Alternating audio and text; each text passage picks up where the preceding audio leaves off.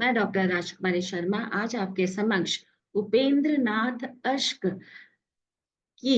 एकांकी सूखी डाली पर बात करूंगी। एकांकी जैसे कि हम देखते हैं कि नाटक उपन्यास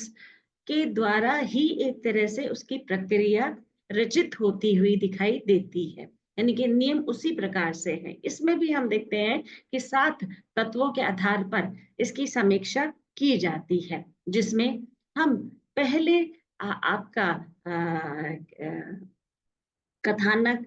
फिर उसके बाद पात्र चरित्र चित्रण, फिर तीसरे नंबर पर हम देखते हैं कि वातावरण, चौथे नंबर पर हम देखते हैं कि संवाद योजना, पांचवें पे देखते हैं भाषा शैली, छठे पे देखते हैं हम रंगमंचयता या अभिनयता, और छठ सातवें पे देखते हैं हम लोग एक तरह से उस पे किस तरह का उद्देश्य उसमें लिया गया। तो 7 तत्वों के आधार पर हम देखते हैं कि एकांकी का भी चित्रण किया जाता है। लेखक ने सूखी डाली का जो अर्थ यहाँ पर बताया गया है वह है, जैसे कि शाब्दिक अर्थ में हम बात करें तो बेजान एवं अर्थहीन रूप में, यानी कि जिसका कोई भी अर्थ नहीं होता और वह बेजान यानी कि शिथिल सी दिखाई देती है। जिस तरह से हम किसी भी पेड़ का उदाहरण दे लें, यहाँ पर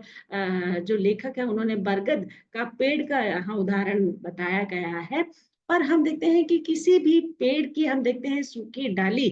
का कोई महत्व नहीं होता और वह बेजान होकर धरती पर अपना एक तरह से अर्थहीन रूप एक साधती हुई दिखाई देती है। जब तक वह पेड़ पर लगी है तब तक उसमें एक महत्व रूप हमें दिखाई देता है, पर जब वह बिल्कुल परिवार से या फिर पेड़ से अलग दिखाई देती है तो उसका महत्व एक तरह से खत्म होते हुए दिखाई देता है। यहाँ पर लेखक ने पूरी एकांकी के अंतर्गत एक तरह से संयुक्त परिवार की जो कहानी है उसको यहाँ पर लिया गया है, और उस संयुक्त परिवार में किस किस तरह की समस्याएं उत्पन्न होती हैं और समस्याओं के साथ साथ संबंधों में किस तरह से छोटे या कई बार हम देखते हैं कि बड़े महत्व भी उत्पन्न होते हुए दिखाई देते हैं और कई बार समस्याएं भी विकट रूप धारण करती हुई दिखाई देती हैं, जिससे कि छोटी छोटी बातों पे संबंधों का जो विच्छेद है वह हमें एक तरह से अवसाद की स्थिति में ले जाता हुआ दिखाई देता है। तो लेखक ने उपेंद्र नाथ अश्क ने कहानी में एक तरह से मतलब जो एकांकी है उसमें जो कथा ली है उसमें दिखाया गया है कि किस तरह से संयुक्त परिवार में छोटे मोटे झगड़े हम देखते हैं आम बात होती हुई दिखाई देती है, पर अगर जो बड़े हैं बुजुर्ग हैं वे किस तरह से उन छोटे मोटे मुद्दों को एक तरह से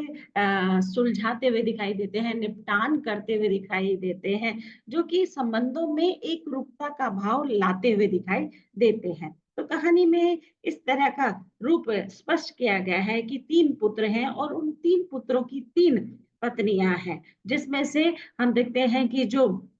बड़ा बेटा है परेश या करमचंद, और बड़ी बहू है या मजली है या छोटी बहू है, दोनों तीनों में हम देखते हैं कि संबंधों में कई बार तो मधुर रूप आते हुए दिखाई देता है और कई बार संबंधों में हम देखते हैं कि एक तनाव का रूप भी आते हुए दिखाई देता है, जिसके कारण संबंधों में कड़वाहट एक तरह से पनपती हुई दिखाई देती है। तो उसी का भाव या अभाव लेखक ने बड़े ही संवेदनशील से दिखाने का प्रयास किया है। हम देखते हैं किसी भी परिवार की जो एक तरह से एकता है या हम कहें कि नींव है वह बुजुर्ग रखते हुए दिखाई देते हैं कि सबको समान रूप से मानना समझाना, किसी में भी किसी भी तरह का कोई भेदभाव नहीं करना, या हम देखते हैं कि समस्या में हम देखते हैं कि अगर किसी की गलती है तो उस गलती पर उसको समझाना और दूसरे को भी समझाने के रूप में दोनों स्तर का जो रूप है वह बुजुर्ग के रूप में आता हुआ दिखाई देता है। तो यहाँ पर जो घर के दादाजी हैं वे किस तरह से परिवार को साधते हुए दिखाई देते हैं, किस तरह से परिवार को एकजुट लाते हुए दिखाई देते हैं। मैंने इस पिक्चर में दिखाने की भी कोशिश की है जो चित्र लिया है, उस चित्र से ऊपर सूखी डाली का जो रूप है, वह दिखाई दिया है। ऐसे ही घर में हम देखते हैं कि अगर घर में एक व्यक्ति है, तो वो एक व्यक्ति ना तो खाने का मन होगा, ना ही किसी तरह का उत्साह का मन होगा, ना ही मतलब ज़िंदगी तो ज़रूर काटनी पड़ती है, या उस भगवान का एक हम ये मान के चलते हैं, जब तक हमारे जीवन में जितनी साँसें हैं, वो हमें एक तरह से काटनी पड़ती है। पर परिवार साथ में होते हैं, लोग साथ में होते हैं, तो वो जो संघर्ष वाला जो समय है, या जो मधुरता वाला समय है, वह कहीं न कहीं हम देखते हैं कि बहुत ही संवेदन रूप में हम जीते हुए दिखाई देते हैं। तो कहीं न कहीं हमारे बुजुर्ग हैं, जो हमें घर में अनेक प्रकार की शिक्षाओं से लबालब करते हुए दिखाई देते हैं। हर रीति-रिवाज, संस्कृति, सभ्यता के जो मायने हैं, जो मूल्यों के मायने हैं, वह हमें समझाते हुए दिखाई देते हैं, जिनके ज़रिए हम अनेक प्रकार की लोकोक्तियों के माध्यम से, या हम कहें मुहावरों के माध्यम से, या कहावतों के माध्यम से हम उनको सीखते हुए भी दिखाई देते हैं, क्योंकि उनके जो बुजुर्ग हैं, वह कहीं न कहीं अपनी बातों में अनेक प्रकार के किस्से कहानियों में शिक्षा का जो मूल उद्देश्य है, वह उसकी पूर्ति करते हुए दिखाई देते हैं। कहानी में हम देखते हैं कि जब कथा का एक तरह से आरंभ या प्रारंभ का जो रूप है, उसमें दिखाया गया है कि घर परिवार में सब लोग, जब बड़ी बहू आती है या मझली बहू आती है, तो सब कुछ ठीक चल रहा होता है। पर हम देखते हैं कि कई बार घर में अगर कोई बड़े घर की बेटी आ जाती है, यानी कि बहुत ही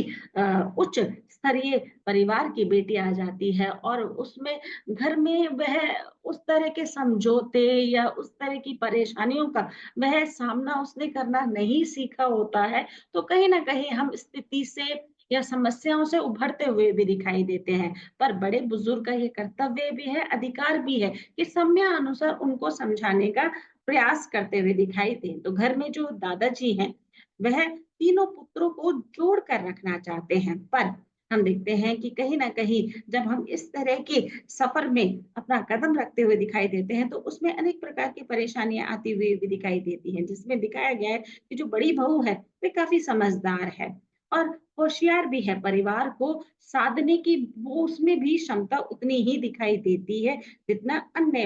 लोगों में दिखाई देती है। मछली भी उसी तरह की है। पर जब छोटी बहू अपने मायके से मतलब एक तरह से पैसा लेकर आती है, और ये आप बड़े घर की बेटी है, तो वह अपने पैसों पर इतराती हुई दिखाई देती है, जिसके कारण अनेक प्रकार की समस्याएँ दिन प्रतिदिन उपजती हुई चली जाती हैं। किसी बात पर कहा-सुनी होने के कारण बेला घर में काम करने वाली नौकरानी रजवा को बाहर निकाल देती है, जिससे कि पूरे परिवार में एक हलचल सी दौड़ पड़ती है, क्योंकि वो देखती है कि जो घर है और घर में जो कमरा है, वह जो पुराना फर्नीचर है, वह उसे बेजान-सा दिखाई देता है, वह उसे अच्छा नहीं लग रहा होता, तो वह नौकरानी को कहकर उसे बाहर निकलवा देती है। पर इसी बीच में बड़ी बहू से उसकी कुछ कहा-सुनी हो जाती है, या कहा-सुनी होने के कारण, या नौकरानी से कहा-सुनी होने के कारण वह उसे बाहर निकाल देती है, और बाहर निकालने के कारण घर में एक तरह से हलचल का जो माहौल है, वह दौड़ पड़ता है।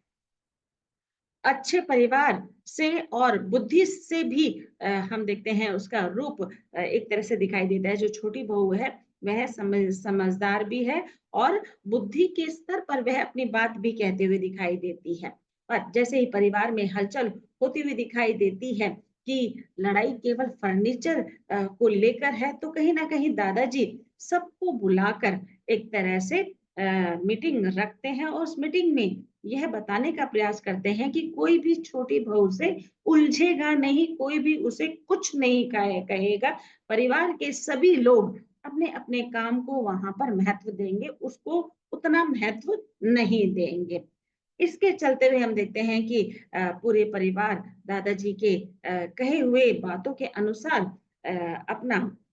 एक तरह से रुख करते हुए दिखाई देता है। और अ, जब समझाने के स्तर पर दादाजी एक उदाहरण देकर भी बताते हैं कि जैसे बरगद का पेड़ अनेक डालियों से सदा हुआ दिखाई देता है। अगर एक डाली अलग हो जाए, तो उसका कोई उस रूप में महत्व नहीं रहता।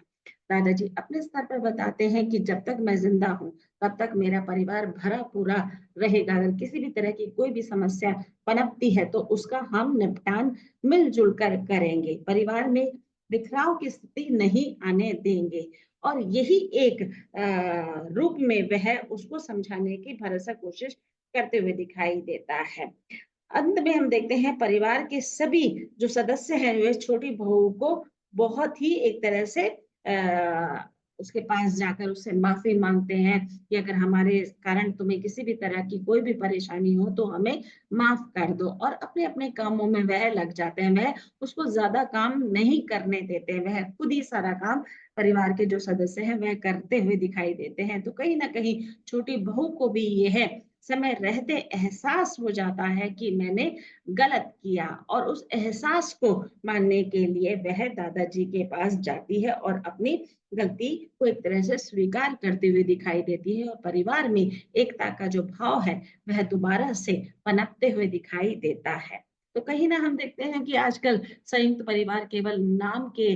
परिवार रह गए हैं। सब लोग एकल परिवार में एक तरह से बदलते चले जा रहे हैं जिसके कारण बच्चों को जो शिक्षाएँ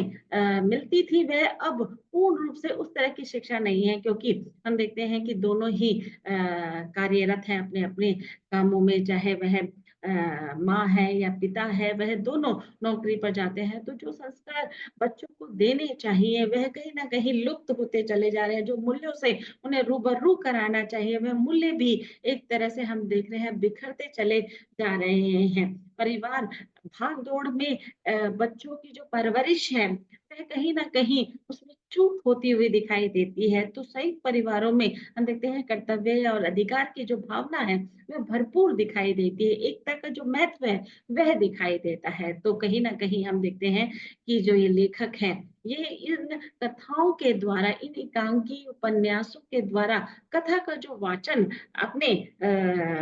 उद्देश्य के तहत